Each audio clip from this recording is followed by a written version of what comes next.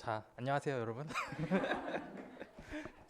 황성택 관제사라고 하고요. 관세평가 맡고 있고 거의 한 4월부터 이제 여러분 많이 시작했을 텐데 계속 보신 분들도 있을 거고 아니면 처음 보시는 분들도 있을 건데 뭐 인강으로 듣다가 갑자기 나오신 분들도 이제 슬슬 계시거든요. 이제 기본이나 이럴 때 항상 인강 들으시다가 문제 풀이 때 되면 이제 슬슬 겨울잠 자던 곰이 이렇게 나오시고 하는데 뭐 이렇게 생겼습니다. 실제로. 자, 뭐 그렇게 생겼고요. 자, 그래서 오늘부터 이제 문제풀이 할 거고 2달 정도 할 거고 뭐 수업은 이렇게 토요일에 2번씩 할 거고요. 3시간 하고 여러분 식사하시고 와서 계속 할 거고 지금 첫 번째부터 우리가 한 4주 정도는 기출 문제를 풀 거예요. 기출 문제가 관세평가 문제가 그래도 나와 있는 게 2011년부터 나와 있고 딱 지금까지 하면은 12년도 됐거든요. 이게 할 때마다 계속 늘어나는데 그래서 항상 옛날에 수업할 때는 뭐 한 해 차에 막 2개씩 하고 막 그렇게 한 적도 있었는데 어쨌든 이번에는 딱 12개니까 깔끔하게 떨어지더라고요. 그래서 딱 우리가 하루에 2번씩 2회씩 수업을 하는데 딱 그 2회 동안 이렇게 3년 이렇게 딱 하면은 4주 동안 이렇게 전체 기출 문제를 다 풀 수 있을 것 같아서 이렇게 기출 문제를 다 풀고 나면은 이제 그 다음 8회차 동안은 범위별로 이렇게 쪼개서 그 각 범위에 해당하는 뭐 연습 문제라고 하죠. 연습 문제라고 하고 뭐 내년 되면 여러분 모의고사 풀고 할 때 보통은 올해 모의고사나 제가 기존에 모의고사 하면서 진행하면서 썼던 문제들인데 뭐 기존에 썼던 문제라고 하기가 그렇죠. 왜냐면 올해 그 문제 출제 유형이 바뀌어서 올해 아무튼 모의고사 하느라 죽는 줄 알았습니다. 진짜 이것 때문에 문제 다시 만들고 하느라 죽는 줄 알았는데 아무튼 올해 문제 진행하면서 했던 거랑 또 제가 계속 만들면서 하는 문제들을 풀어볼 거고 아마 여러분 느끼시겠지만 기출 문제보다 여기 있는 문제가 훨씬 어려워요. 그 모의고사 진행하면서도 많은 원성을 들었었거든요. 이걸 어떻게 푸냐? 네가 와서 풀어봐라. 뭐 이런 말은 속으로 많이 하셨겠지만 저한테 직접적으로는 말씀 안 하셨는데 뭐 어쨌든 저는 근데 항상 이게 맞다고 생각하거든요. 실제 시험을 준비함에 있어서는 훨씬 더 어렵게 준비를 해야 되는 거고 어렵게 준비했는데 문제가 쉽게 나오면은 뭐 개꿀인 거고 만약에 어렵게 준비했는데 어렵게 나온다. 그럼 오히려 그건 더 좋은 거거든요. 그렇기 때문에 항상 시험은 합격 수준이 여기라고 하면 여기보다 훨씬 더 높은 수준까지 준비를 해 놓고 가셔야 된다라는 거고 그래서 오늘은 이렇게 OT 간략하게 한 다음에 이제 2011년부터 2013년까지 기출을 풀 거고 제가 이렇게 일정을 짤 때 이렇게 기출 문제를 한 군데 처음에 이렇게 몰아놓은 이유는 이제 여러분 기본 듣고 뭐 한 4개월 정도 이렇게 복습 수업 듣고 했을 거 아니에요. 근데 여기서 갑자기 제가 또 문제풀이라고 해서 처음부터 범위를 쪼개서 하면은 뭔가 여러분이 또 그 항상 수업할 때 제가 가장 좀 걱정하는 게 그거예요. 어떤 범위를 설정해 놓으면 그 범위만 공부해요. 항상 일주일 동안 제가 예를 들어서 오늘은 과세평가 총설부터 해서 뭐 일반법 적용 요건 수출 판매랑 일반법 적용 요건 관련된 문제 풀어보겠습니다라고 하면은 이거 풀고 이제 일주일 동안 계속 이것만 복습하시거든요. 근데 절대 그렇게 공부하시면 안 돼요. 이미 기본 이론 끝나고 그 기본 이론 했던 시간만큼 또 공부를 했고 거의 한 4, 5개월 정도 공부를 했으면은 앞으로 2달 동안은 그러니까 앞으로 계속 공부를 함에 있어서는 학원의 그 범위, 학원의 그 진도랑 관계없이 자신의 루틴을 항상 갖고 계셔야 되거든요. 그래서 제가 그 이전 커리큘럼인 치얼업에서도 항상 제가 강조했던 게 학원 그 진도랑 관계없이 본인만의 그 복습하는 루틴을 갖고 그거에 따라서 계속 공부하고 그냥 학원 수업은 그냥 하나의 그냥 더 추가적으로 복습하는 하나의 단계라고 생각해라 라고 말씀을 드렸던 것처럼 이번에 우리가 처음에 하면서도 그냥 이 기출에는 범위와 관계없이 그냥 전 범위 문제들을 계속 바로 풀 거거든요. 그러니까 풀 거고 여러분 그냥 이거 풀면서 아 이렇구나 기출 문제가 이렇구나 라고 보시면서 본인이 복습하시는 거는 그냥 계속 본인 루틴대로 복습을 하시면 돼요. 제가 항상 강조하는 게 전체 범위를 뭐 8분할로 쪼개든지 아니면 관세평가 같은 경우는 짧으니까 뭐 4분할로 쪼개든지 4분할이 좀 빡세면은 뭐 6분할 아니면 자기는 좀 더 자세하게 보고 싶다고 하면은 뭐 12분할 아니면 16분할 이런 식으로 쪼개시면 되거든요.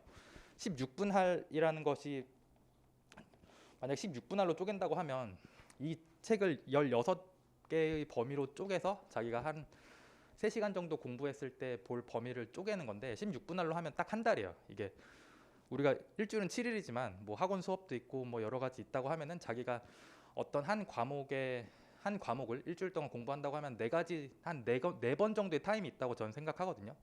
뭐 월화수목 저희가 한 번 정도 이렇게 공부하고 하루는 또 뭐 학원 수업이라든지 학원 수업 복습하고 이런 게 있기 때문에 16분할로 쪼개면은 딱 한 달에 본인 루틴으로 1회독이 된다라는 건데, 관세 평가는 사실 저는 한 달 동안 보기엔 너무 범위가 짧다라고 생각을 하고 있고, 만약 여러분이 지금 한다고 하면은 한 8분할이나 아니면 12분할 정도로 쪼개서 최소 2주나 3주에는 한 번씩 회독을 할 수 있게 본인 루틴을 짜서 복습을 하시는 거고, 그냥 이거는 수업입니다. 그냥 이건 수업인 거고, 본인 공부는 본인 공부대로 하시면서 수업에서 뭔가 새롭게 배운 거나 이런 거를 본인 회독할 때 뭔가 새롭게 얻은 것을 회독에다 하나씩 추가하는 거예요. 아, 수업 때 이런 게 있었네. 그럼 거기다 책에다가 필기 복습할 때는 자기가 회독하는 책에다가 뭔가 새롭게 얻은 것을 필기를 계속하면서 단권화를 하시는 거고, 계속 회독하면서 그것을 상기시키는 게 공부거든요. 그렇기 때문에 그런 걸 좀 더 강조하기 위해서 처음에는 그냥 기출만 풉니다. 왜냐하면 기출 문제 자체가 출제 그 유형이 바뀌었잖아요. 계속 2010, 2021년까지는 50점 하나에다가 10점짜리 5개가 나왔는데, 이제 올해부터 해서 내년까지는 3, 2, 3, 2로 이렇게 나오다 보니까 기출 문제를 계속 나눠서 푸는 것도 큰 의미는 없을 것 같아서, 그냥 기출 문제를 보는 거는 문제의 수준, 그냥 문제의 수준이 요 정도다라는 느낌을 가질 수 있도록 하시면 좋을 것 같고, 항상 기출 문제를 풀고 나서 자신이 복습을 하면서 아, 이게 기본서에 어느 내용에 있다라는 것을 본인 계속 체크하면서 가시면 되는 거고, 지금 나눠드리는 프린트는 그냥 복습할 때 참고하는 정도인 거고, 항상 회독은 기본서로 하시는 겁니다. 기본서로 하시는 거고, 제가 항상 강조하는 게 뭐 수업 때 나눠드리는 프린트물 같은 거 몇 번 보고 다 버려라 이렇게 얘기하는데, 기출 문제는 버리지 마세요. 기출 문제는 가능하면 그냥 계속 한 달에 한 번 정도는, 이 수업이 끝나더라도 한 달에 한 번 정도는 계속 보시는 게 좋고요. 왜냐하면 기출 문제가 변형돼서 출제되는 경우도 많고, 저 같은 경우에도 문제 만들 때 기출 문제에서 변형해서 만드는 경우가 상당히 많거든요. 그리고 출제하시는 분들도 뭐 그나마 참고한다고 하면은 뭐 여러 가지 문제 참고할 수 있겠지만, 가장 안정적인 게 뭐 기출 문제 같은 거 좀 변형해서 내는 경우도 많을 수가 있겠죠. 그리고 우리 기출 문제 풀어보면 알지만, 이거 저번에 봤던 것 같은데? 라고 느껴지는 문제가 있을 거예요. 그러니까 기출 문제가 상당히 그냥 거의 그대로 나오는 경우도 있고, 거기서 약간 조금씩 변형돼서 나오는 경우도 있으니까, 기출 문제는 그래도 한 달에 한 번 정도는 제가 지금 드린 이번 수업하는 거는 계속 봐주시면 좋을 것 같습니다. 그렇게 하시면 될 것 같고, 내년이 23년도니까 매월 23일에는 기출 문제를 보는 날로 정해서 여러분 풀어보시면 됩니다. 딱 하루 날 잡고 한 3, 4시간 정도면은 우리가 지금 한 4주 동안 8번에 걸쳐서 보는 이 12회의 기출 문제는 나중 되면 다 볼 수 있어요. 그러니까 문제를 보고 뭐 풀어서 답안을 쓰고 이렇게 하라 그러면 절대 그 시간 내에 못하지만, 읽어보면서 풀어보고 답안에 무슨 내용이 들어가야 되는지 체크하는 정도? 그 정도 하는 거는 한 3, 4시간 정도면 충분히 할 수 있으니까 그렇게 하시면 되고, 나중 돼서는 저랑 뭐 지나가다가 뭐 여러분이 저한테 말을 걸어주시면 제가 무슨 뭐 얘기를 하겠죠. 아, 이런 문제 뭐 기억나냐라고 했을 때, 뭐 기출 문제 중에 뭐 이런 거 있었잖아요 라고 하면은, 그게 막 갑자기 저한테 몇 년도 몇 번 막 이렇게까지는 안 나오더라도 아, 그런 게 있었다라는 정도.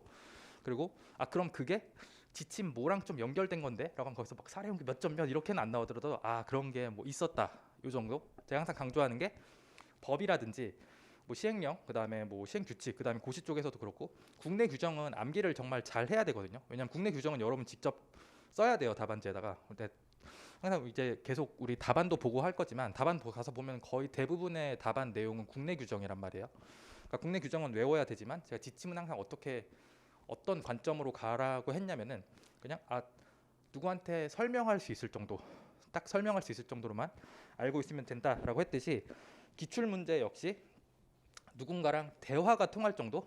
그러니까 누군가라는 게 약간 저 같은 사람이랑 대화가 통해야 된다는 거죠. 막 서로 막 너 기출 문제 뭐 알아? 몰라. 아, 나도 몰라. 그럼 대화 통하는 거잖아요.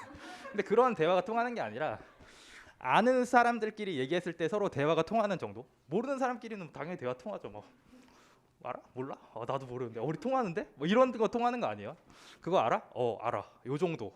이런 식으로 통하면 된다라는 겁니다. 그래서 앞으로 4주 정도는 그냥 계속 복습하시면서 기출 문제에 대해서 약간 친숙해지는 느낌으로 보면서, 아, 문제 수준이 요 정도구나. 맨날 요 정도 수준의 문제가 나오니까 항상 저 사람이 별거 없구나라고 얘기를 했구나라는 걸 좀 느끼시면 될 것 같고, 이제 10월부터는 한번 좌절을 할 겁니다. 이걸 풀면서 씨 이걸 어떻게 풀어 이런 생각도 드실 수 있도록 제가 만들어 드릴 거고, 그리고 좀 일정 관련해서 말씀드리면은 오늘 수업하고 다음 주에 추석이죠. 다음 주 추석입니다.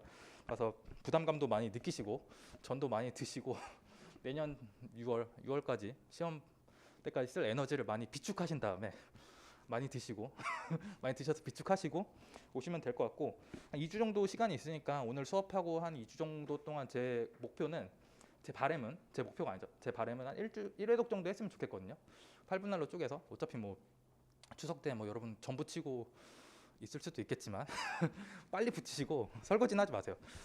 그다음에 전 빨리 붙이고 그다음에 이렇게 1회독 정도 할 수 있으면 좋지 않을까라고 하고, 다음 주에 다다음 주에 이렇게 또 프레시한 마음으로 만나시면 되고, 10월 1일까지 한 다음에 저희가 10월 22일에는 수업이 없고요. 10월 딱 이렇게 기출문제 끝나고 바로 한번 개천절 때 문제 한번 풀 거거든요. 개천절에 그 월요일에 수업하시는 아저씨가 그 수업이 없으시다고 하셔서 제가 잡았습니다. 그래서 저랑 수업하시고, 또 여기 22일에 수업 없으니까 여러분도 이때 또 신나게 1회독 하시고 그렇게 하시면 될 것 같습니다. 그래서 저희 뭐 2차 논술형 답안 관련돼서 작성 방식에 대한 설명을 할 거고, 뭐 답안 같은 것도 문제도 풀어보고 답안도 제가 보면 설명 드릴 건데, 문제 푸는 방식은 뭐 당연히 알려드릴 거고 답안 쪽에서 좀 더 많이 신경을 쓸 거거든요. 왜냐면 답안 작성에는 절대 무슨 정답이나 이런 건 없어요. 그냥 그 문제가 어떻게 출제됐느냐에 따라서 답안 목차나 이런 것도 다 그때 상황에 맞춰서 구성이 돼야 되는 거고, 그리고 항상 그 문제를 풀 때 자신의 상황이 있거든요. 자기가 그 어떤 날은 시험을 보면서 시간 관리를 잘해갖고 막 시간이 널널해. 그러면 아는 것을 막 뽐낼 수도 있지만, 항상 시험이라는 게 꼬일 수도 있잖아요. 꼬였을 때는 좀 어떻게 대처를 해야 되는지에 대한 그런 내용도 항상 준비를 하셔야 되거든요. 항상 시험 공부할 때는 특히 답안 작성 쪽 와서는 이렇게 써야지, 무조건 나는 이런 이상향적인 답안을 작성해야지라고 하는 것도 좋지만, 혹시라도 쓰다가 약간 꼬였을 때는 어떤 식으로 쓸까, 시간이 부족하면 만약에 똑같은 내용을 쓰더라도 어떤 식으로 줄여 써서 그나마 좀 최선의 방어를 할 수 있을까라는 그런 느낌을 좀 알려드리고 싶은 게 제 마음인 거고, 저도 공부하면서 항상 그런 쪽을 많이 신경 썼거든요. 그 뭐 아이언맨이나 뭐 이런 슈퍼 히어로들 보면 막 다 각자의 공격력이 있잖아요. 공격력이 있는데 가장 센 사람은 죽지 않는 놈이 가장 센 거 아니겠어요? 그러니까 뭐 어떤 문제가 나왔을 때 자기가 엄청 높은 점수로 뭐 합격하고 그럴 자기의 장기도 있지만, 그런 것도 중요하지만, 여러분 내년 시험에서 가장 중요한 초능력을 하나 갖고 싶다고 하면은 꼴등으로라도 합격시켜 주세요라는 거 아니겠어요? 그렇기 때문에 어떻게 꼬였을 때 어떻게 대처를 해야 될 건가라는 그런 것도 제가 답안 같은 거 같이 보면서 좀 많이 설명드릴 거니까 그런 것도 좀 많이 가져가셨으면 좋겠습니다.